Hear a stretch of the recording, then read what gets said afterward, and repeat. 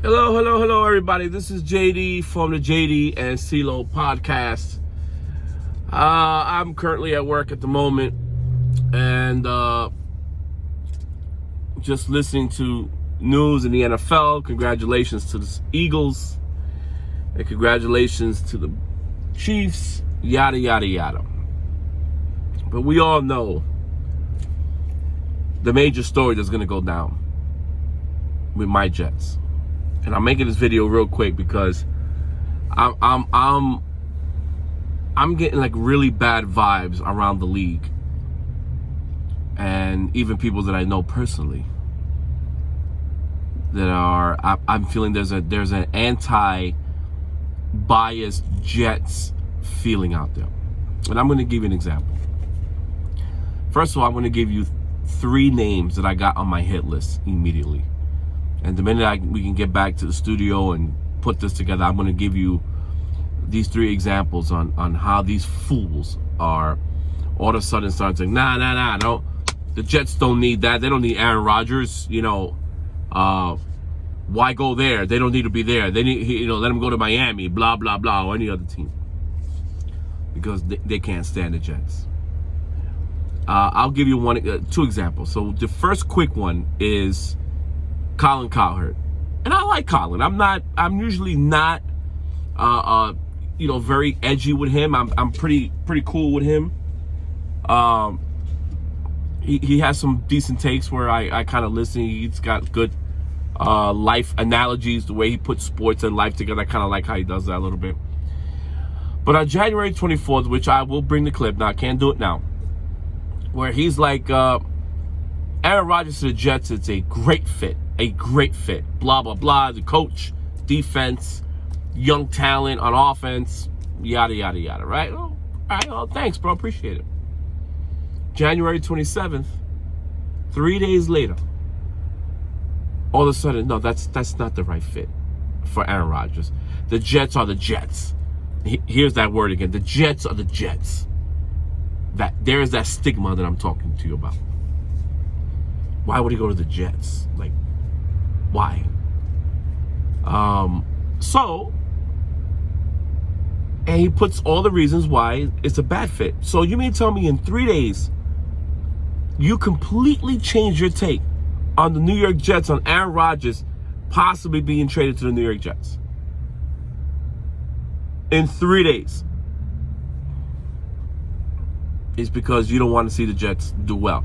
So we're not allowed to go after Hall of Fame quarterbacks that automatically will put our team in Super Bowl contention because we're the Jets. And how do you think you remove that stench of we're the Jets? The bum squad, the poverty squad, the fan base is a bunch of lunatics. Granted, some of us are. And now I got this other guy now, Ryan Clark. And again, I like Ryan Clark. I have no issues with Ryan Clark. None whatsoever. Until he personally tried to diss Mike Greenberg on Get Up. And supposedly I heard he kind of retracted that a little bit, kind of took some of it back, but that's not the point. And he also did an analogy on, well, Greenie, you like to surround yourself with yes men and kind of pay for everybody's meals, so that's how you get by. I mean, that's insulting.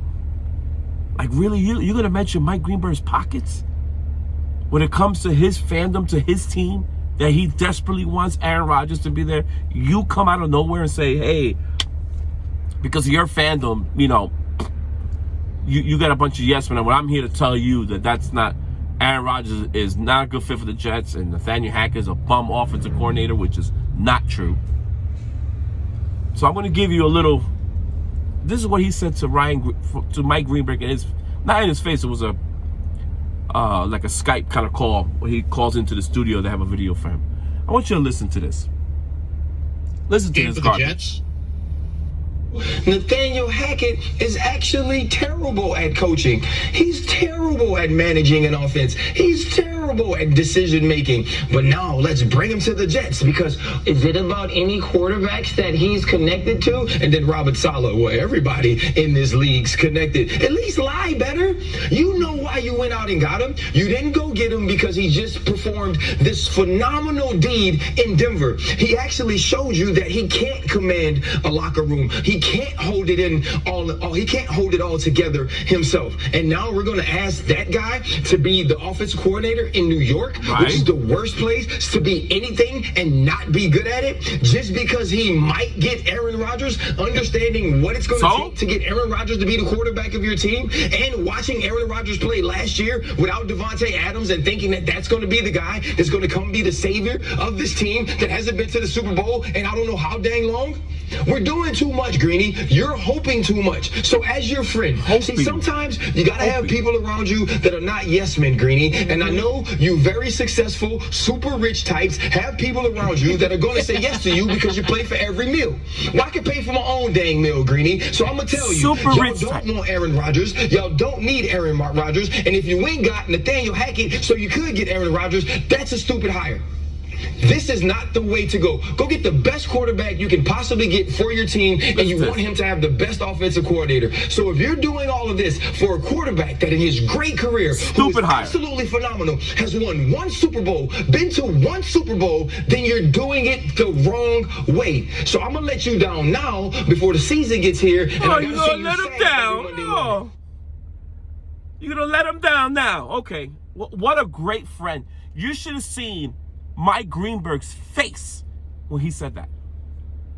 You could tell that Greenberg, or Greeny, or we like affectionately like to call him, was completely uncomfortable with that whole conversation of you like to surround yourself because you're the rich type.